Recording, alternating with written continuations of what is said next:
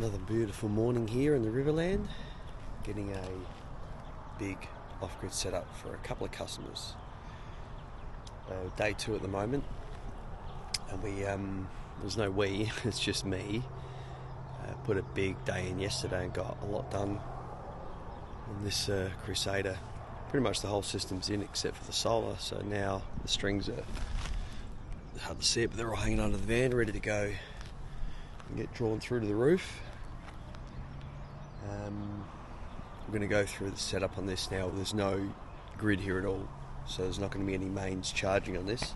But what we will do is, if this cloud disappears, which it's looking to do so in the forecast, if this disappears, we'll be able to give it a good solar test, because we're getting a bit of solar on this puppy, and battery bank size on this thing is huge as well. Stick around, guys. Another day. Let's get into it.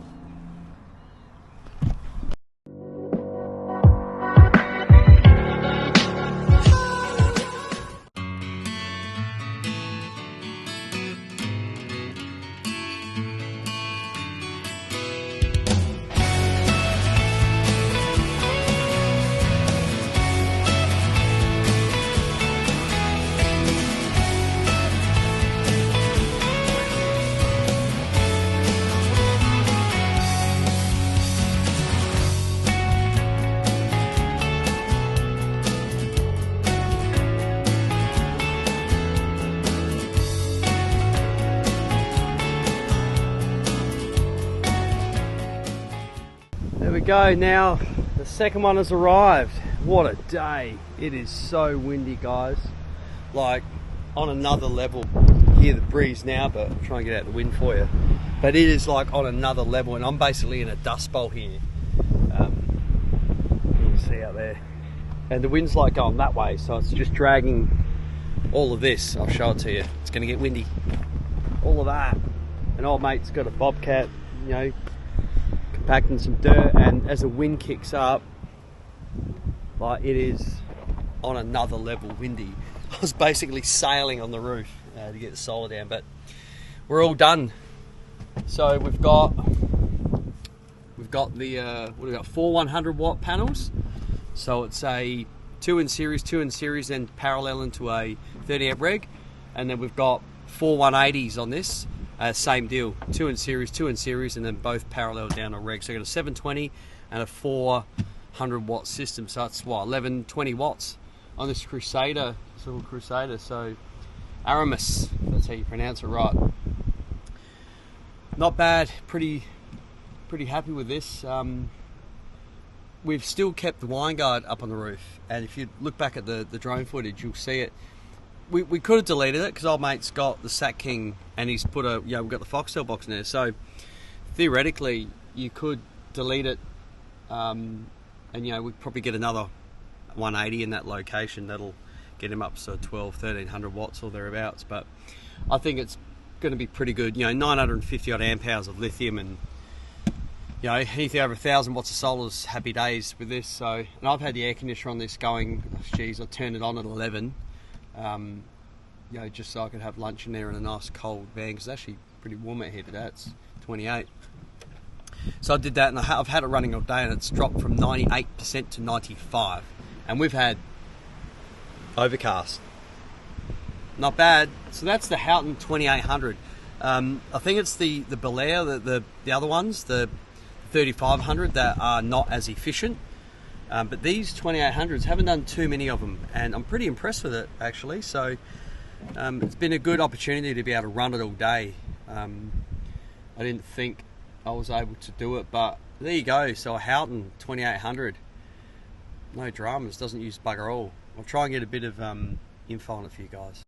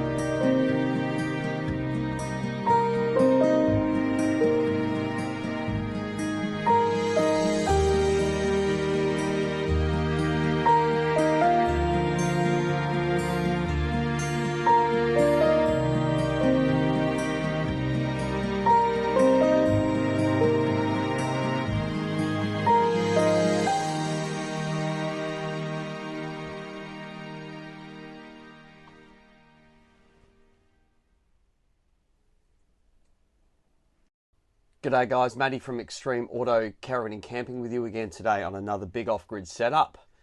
I'm in the beautiful Riverland doing a couple jobs this week, and I don't have my counterpart, so it's taking a little bit longer than anticipated, but that's what you do to get the job done, and the result I'm really rapt about. So we're at the halfway mark and we've completed the first caravan here. Now this off-grid setup is monstrous. All right, this one is on a Crusader Musketeer, this big off-grid setup to allow the use of the air conditioner. This is the Houghton, I think it's the 2800 Houghton Blair, and you've got the microwave, of course, you know, your stove, your induction cooker, kettles, toasters, you know, the washing machine, you name it, guys. Run it all from batteries, and that's what this system allows you to do. And the size of this one is a little bit larger because old mate's gonna, you know, use a bit more energy than you know, most people would, and that's why we design every system to suit that application. So the full rundown on this, guys, we have 3 PowerPaul Scouts right here. They are tested at 315 amp hours each, so that's like nearly 950 amp hours of lithium. So 945 to be exact. It is crazy. That's 12 kilowatt hours, guys, of really high-end, hand-built lithium. Really, really good stuff here. So there are all 3 of these here in parallel, running on the 95mm cable into the multi-12 3000 120 amp inverter charger, running on all of the outlets, guys. Okay, so it's a factory integration on this CMS setup. So it's essentially a plug-and-play system for these guys. Solar and DC charging over here, all vented, of course. We are running a 30 amp Victron MPPT smart solar controller here, and the 50 amp as well. Now, the reason for these 2 solar controllers is there are actually 8 panels on the roof, but yet there's only 2 solar controllers. So we've put 400 watts in the form of the 100 watt exotronic narrow modules. So 4 of them are feeding into this one, and then we've got the 180s feeding into this 50 amp here. So it's about 720 watts. You know, they're flat mounted, you're never going to see the peaks. So 720 watts running through this one, and 400. 1120 watts, guys. I'm really happy to get anything above 1,000 on this fan. Just the layout of the roof hatches on the roof, you know, wine guard antenna runs through here, which we could have deleted, but you know, you can add another probably 180 to this if you wish. We'd have to change to a different size regulator, and that would add another expense if required. But look, we've allowed the space for it to be done. It's there if it needs to be. But 1120 watts is a bloody lot of solar. Really happy to be able to get that much on here. And, you know, with 12 kilowatt hours of energy, you're going to be able to store a lot of energy to use in the downtimes. And, you know, we've got a side solar input as well. So these guys can jam another, you know, solar panel into this if they park in the shade, or they want to increase their, you know, solar intake. DC charging on this, not a massive scale of things, but we've done the 25 amp Redarc DC to DC charger here, like I said, guys, with the side mounted solar input. cerboGX with the touch 50 on this one, and it's a nice easy head height for old mate to, you know, turn on and off without even getting to anything under here. You don't need to touch anything that is under here. Now the earth points in this one we've done under here. We've done the Victron bus system for the earths on this one, and the LMI busman fuses. So they're all MIDI fuses, high current MIDI fuses, and they are all installed, you know, in a line according to the position of the products with a label as well. So it's pretty much, it's, I don't say idiot proof, but let's just say it's easy for someone to work out. If a label was to tear off or whatever, you can kind of de-engineer it based on the way things are lined out. So we got the Smartshunt down there as well. All of this is all talking to the cerboGX, which is on the VRM portal. So these guys will have a remote login. So they're able to log into this system if they hotspot this to their phone or put it on Starlink or some sort of modem, you know, Telstra dongle thing. I'm able to firmware update the system, data log products, firmware update products individually, and just see what's going on if they've got an issue or they want to know something.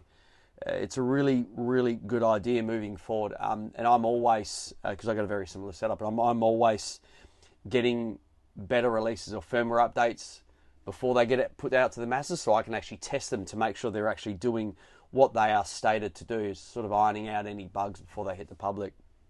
And it's much better, you know, for me to do that, because I gain the confidence to know that it's going to work, and I can adjust settings accordingly, even if it's going to be a long time before a better release.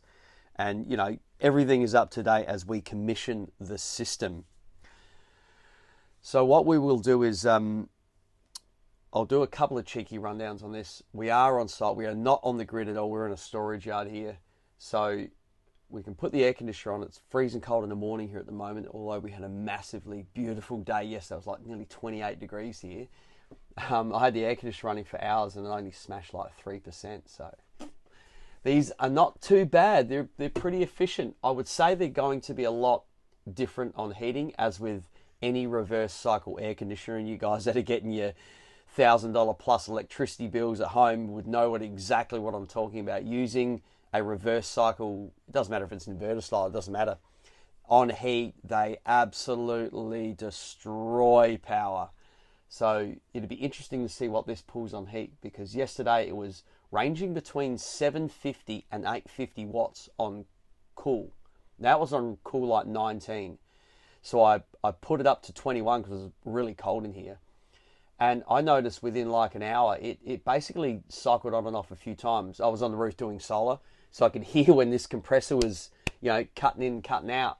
And I could hear it do it. And over the hour, I think it was like between 12 and 1, I barely heard it. So I knew that it had obviously reached temperature in here. But that's my point.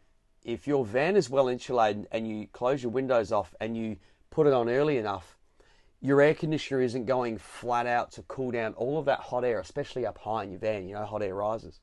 And if you can, and you know, your return duct's up there and your outlet duct's there. So if you can evacuate all that hot air first, or start off the day with a nice cool van, you will find you'll actually have more efficiency. Contrary to what you would think, you would have more efficiency over the day because you are running it. You are keeping the temperature cold. So let's put that on. Got the microwave there. I'll put a cup of water in it. It's just on 11 degrees here at the moment. Not sure how accurate that is, but we'll crank it up and we'll put it on heat so we know we're going here. Go heat. We'll go heat 30. Is that the max it will go? Yep. So heat 30. We'll go over to the screen. Note the timer, guys. Just touch it to wake it up. Whoa. Big clunk for that thing kicking in. I dare say that the load would rise, surely. It would have to. It's on its way up now. I'll let this roll for a bit. We can see it rise. So 30 heat on the Houghton Belair 2800. All from batteries. And it's for this reason is why we recommend gas heating. Like this has gas heating, so that's where it's at for heating for these guys. Obviously, if they had diesel heating, it would be diesel heating. Big recommendation for heating, because usually in winter it's you know, it's cold. It's overcast. It's probably raining or something like that. So diesel heating, gas heating is your go-to for off-grid solutions. This is a variable thing. You can still do it. You can see we're doing it. And fun enough, at the current usage, it's just hit 900 watts. If you've got 12 kilowatt hours and you've got 900 watts being drawn, you can do some quick math to see how long it's going to last. But within those hours, you've got to remember that's going to cycle off. So it'll actually go for a lot longer than that. Probably go for twice that, depending on how well insulated your van is, and obviously ambient temperature outside. 11 degrees outside at the moment, so you know, I'm trying to bring this van's temperature up to 30 degrees in here, so you've got a nearly 20 degree increase, you know, difference in temperature. So it's going to use a lot of energy to do that, but hey, it's doable. You might not like that stuffy heat. You might just want a nice bit of warm air on you, or maybe just bring the temperature of the van up a little bit. Well, you can do that. Have your remote, you know, put that next to your bed and bang, put it on. And this, you know, these have a timer, so encourage to use the timer, because then at least you're not going to smash too much energy. Because let's say you're you're at a free camp and, I don't know, you run out of gas, so you can't use your gas heater, right? And you go, bugger, it's cold. Like, oh, that's right, let's put the air conditioner on. Bang, put on heat, whatever temperature you want. And then you find out, oh, hang on, I've just used like half my battery and I'm off to another free camp in the morning. It's only an hour up the road, so you're going to get bugger all from your vehicle in that hour. It's early in the morning, you're going to get no solar. So you basically started the day off, you know, behind the 8 ball, so to speak. If you manage your power a little bit better, you'll find you can extend it out. And, you know, we're learning as you learn yourself as you start to free camp a bit more. You learn what things draw and what it does, and that's why we encourage like really high-end battery monitoring, which you can see here. I can see everything that is going on, all on that touchscreen. You know, I'm at 92% state of charge. I'm using 80 amps an hour right now. So if I were to come and look at it in an hour's time, if it's dropped to 50%, I'd be like, whoa, what's going on here? We're using a lot of energy. Back it off. You can set alarms on it to do that as well. But you know, you set a timer for 2 hours, go back to sleep, done. Make your toast, cook in the morning, do what you got to do, shut it down. Like, battery monitoring is crucial for when you are off grid. Think of it like a water tank gauge. You know, you're not going to leave your tap running flat out or even a dripping tap. You know, you're gonna shut it down. So I'm always on to people about energy efficiency and off grid, because it's not infinite. You know, even though he's got 12, that just stepped up a whole heap. Even though he's got 12 kilowatt hours here, it's not infinite, guys. You know, 945 amp hours is 945 amp hours. 600 amp hours is 600. It's all up to you guys. You know, if you want to use all the energy, use it. You've got it, but you've got to be able to replace it somehow. You know, it goes hand in hand. It's good to have a lot of storage. It's good to have a lot of solar. But if you're going to use a lot, then you need a lot coming in. It's just how it works. Very easy.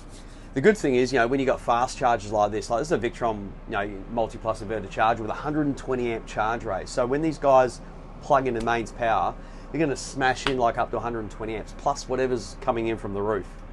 So it's got good, fast replenishment potential. And that's why we love lithium. You know, you can fast charge it, you can slow charge it. It doesn't matter what you do with lithium. Generally, lithium, if you feed it an amp, it will take that amp.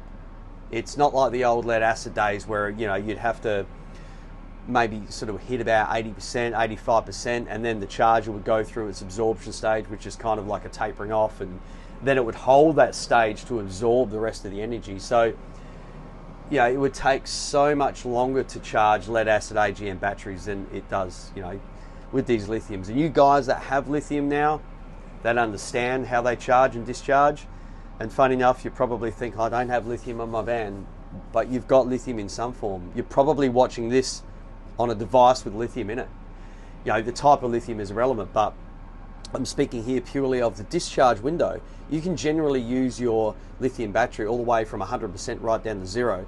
You know, we'll program this system within a good window so you can use all of that capacity. It's cool. Now, scroll through one of my other videos. I did a rundown on one of Paul's batteries. It was his Cub Scout, and I discharged it beyond 0.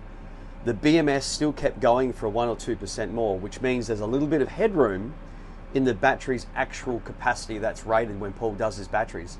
So this is 945. There's probably more in the bank. We won't take it that far. I'll actually program this for slightly less, maybe 940 or 930. But my point is, you can still, you've got that window, you know, from 100% to 0%. You can do that on this system. Really cool. You don't have to worry about it. Like, you're not going to damage the battery. You can bring it down to 10% of what I set, and you're fine. It's really cool to do that. There we go. So it does use a lot more energy on heat, as with all reverse cycle air conditioning, guys. And look what we got here. Something I prepared earlier. Some water. Start. So microwave. And what's it pulling? And the Houghton gone flat out on heat.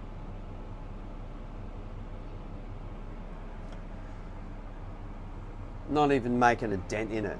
I'm definitely going to have to get something else on.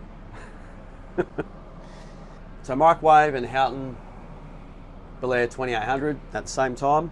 We'll do it again. I'll dig something else out and we'll try and get this really ramped up. toaster.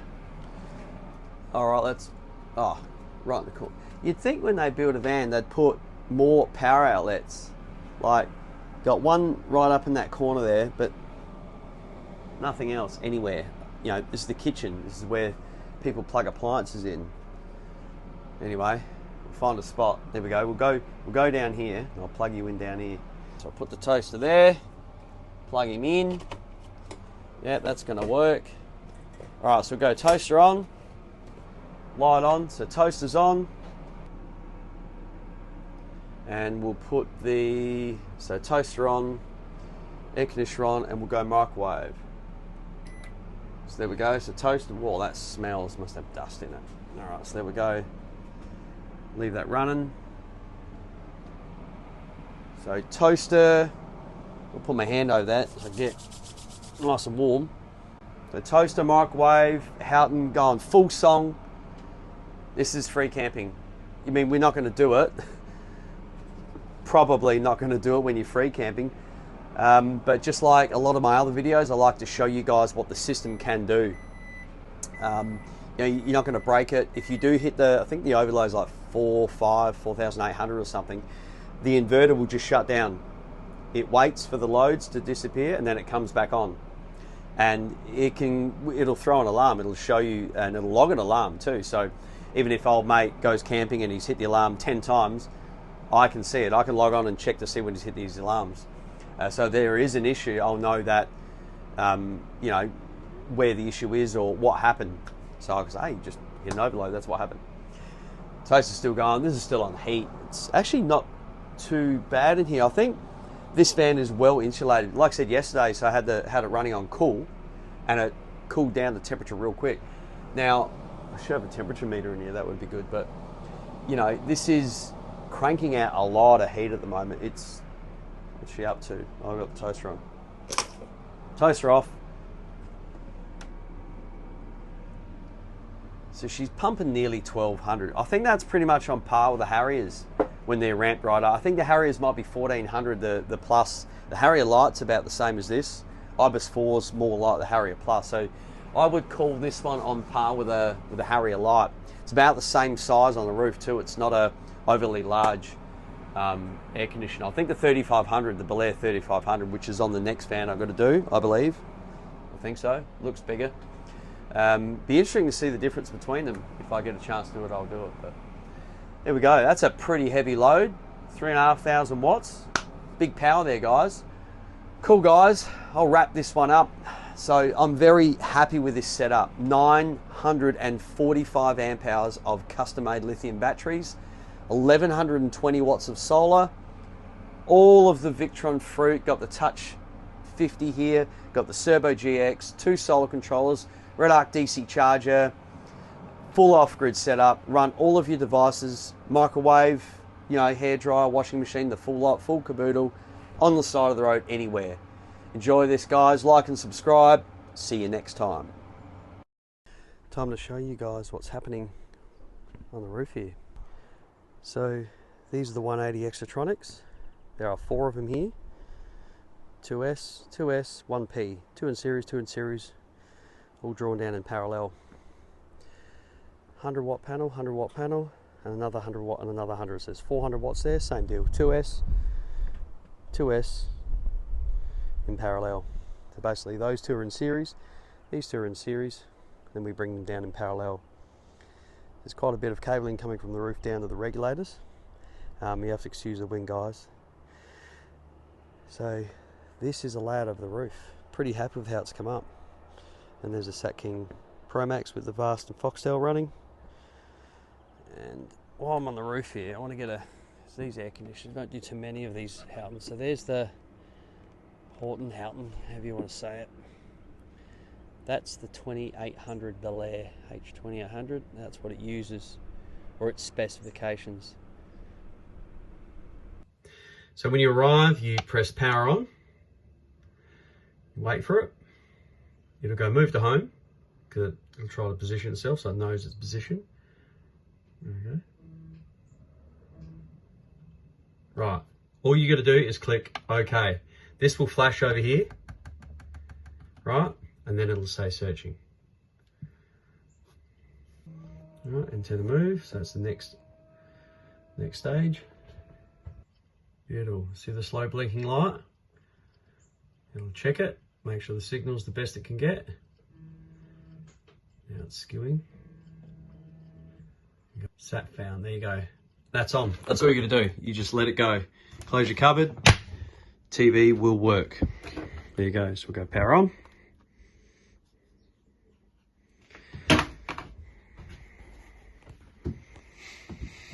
This TV takes a while to boot up too, I've noticed. When it's an Android, they usually take a little bit to boot up. Yep. HDMI 1 is Vast, HDMI 2 is Fox. And it's only going to work one or the other. And what have we got? So Fox is on, you get a little blue light. So there's your Fox. And then if we go to, obviously it's change your channel. There's all your Fox stations. All right. Now Vast, you would go source. And you go to HDMI 1. HDMI 1 is Vast. So if the Vast box is on, which it is, there we go. So we just pick 7. There's your Vast. Here are your free-to-air stations. Cool bananas. How good is this, guys? So I put this on at 6 o'clock this morning. All right. This is in van number 1. I put it at 18 cold. It is freezing in here. I put the TV on, so we've got the Vast running at the moment. And now I got here this morning and it was at like 92%. We have had, well, it's raining now. We've had an overcast, horrible day. There has been like no sun. But I want to show you something. It's been in and out. Look at this. 89% state of charge. We've used like 4% with this running on cold 18 all day. It's 3:30, nearly 4 o'clock in the arvo now, is it? 3:30, 4 o'clock, 3 o'clock. There you go. Yeah. There's the time. Not bad. This is the 12 kilowatt hour job. So to smash 4% on an overcast, rainy day, running this, it's quite warm outside, running this on cold 18, I would gladly say these are an efficient air conditioner.